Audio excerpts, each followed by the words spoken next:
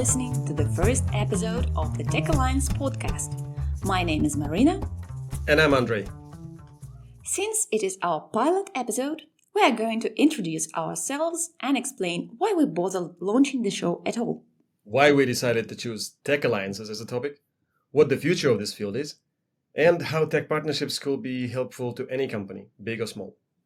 Right, we have quite a bit of experience in partner management between us. As a matter of fact, we met years ago while partnering two companies where we worked back then. Together, we learned a lot about partnerships and even developed a kind of philosophy.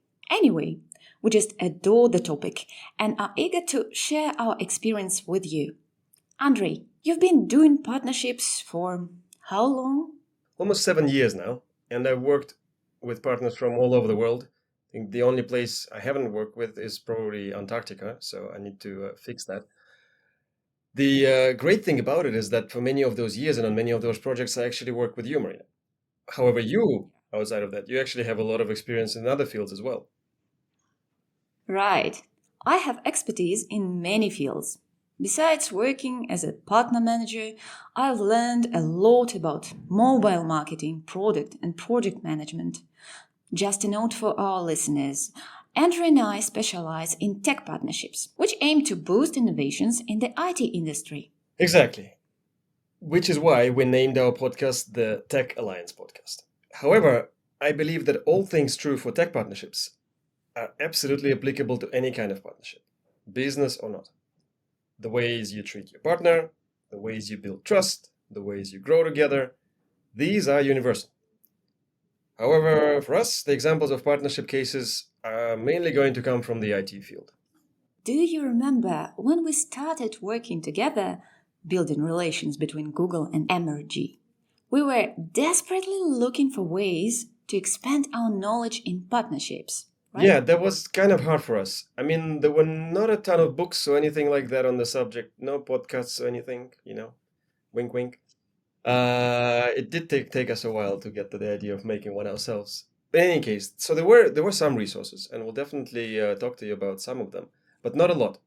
And the field of partnership development, in my opinion, was tiny, almost niche. Mm-hmm. And we had to learn the hard way a bit. And our expertise, like a patchwork of professional and not professional books, articles, cases, talks, negotiations, and that's exactly what makes it interesting. You know, Andrey, one of my personal eye-opening pieces was a speech by an American mathematician who used to work on a Manhattan project. Wait, what? How is that possible? Yeah, astonishing, right? It has nothing to do with management at first sight.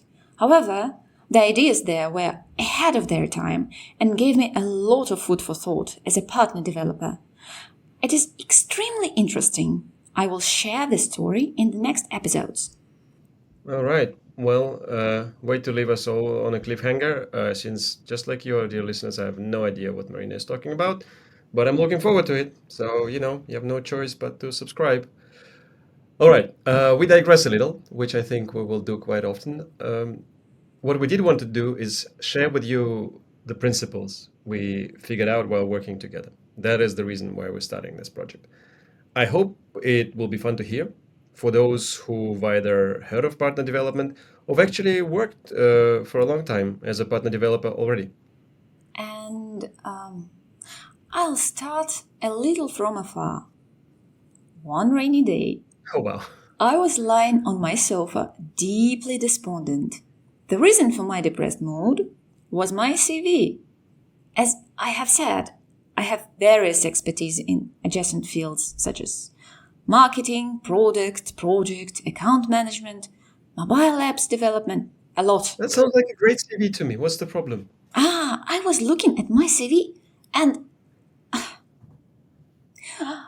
I thought my experience is so patchy. And how could I bring all these pieces together and find one career path? It sounds hilarious. However, I painted a bleak future for myself back then. Well, look, there's nothing hilarious about it. I think we've all been through something like that. But I think you're being too hard on yourself. I know. Anyway, I was lying depressed trying to escape my gloomy thoughts by reading a book on strategic thinking. Actually, The Long Game by Dory Clark. And the pieces came together. I realized I have everything as a successful partner developer manager. And patchy experience is not bad. It is trending. It's a feature, not a bug.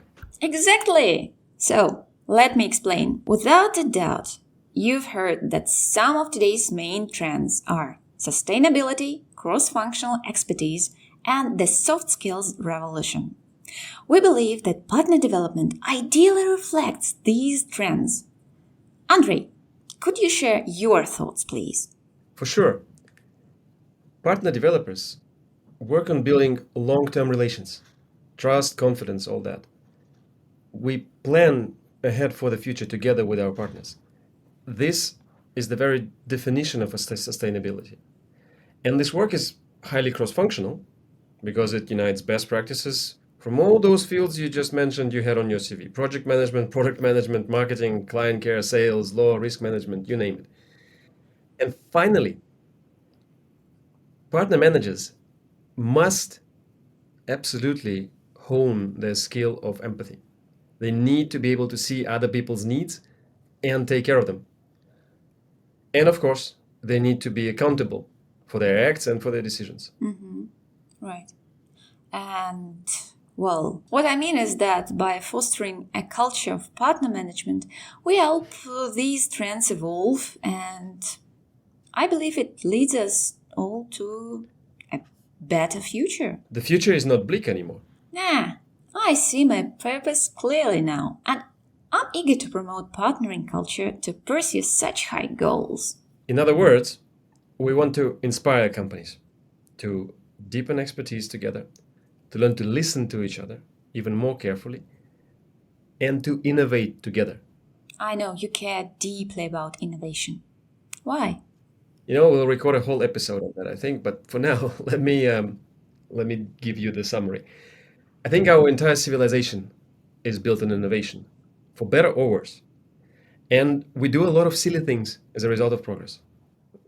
There are plenty of examples. I don't need to give you to them. If you think about innovation in the context of partnerships, often this silliness comes as a result of narrowly scoped visions of single individuals, companies, or organizations. Of course, this is not a universal rule, but I see great potential in using partnerships to ensure that innovation happens, first of all, and also that this innovation takes into account a broad range of perspectives, that it is sustainable and inclusive. And, well, by launching the podcast, we want to help IT company managers in different ways, like explain features and principles of partner development, inspire to build strong connections, and so on. Sounds fun, right?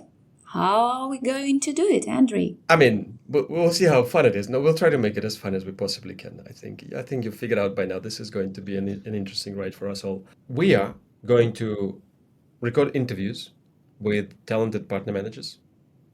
We will discuss professional and non-professional books that gave you and me invaluable insights in this field. And we'll also cover the latest news.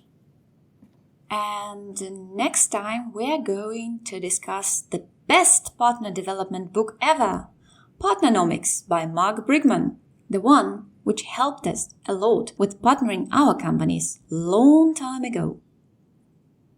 Shout out to our main man, Mark. Hope you're listening. But wait, Maryna, what about that mathematician that played such a great role in your professional growth? You're not just going to leave that out. Right. I will uncover it next time too. All right. Well, you promised.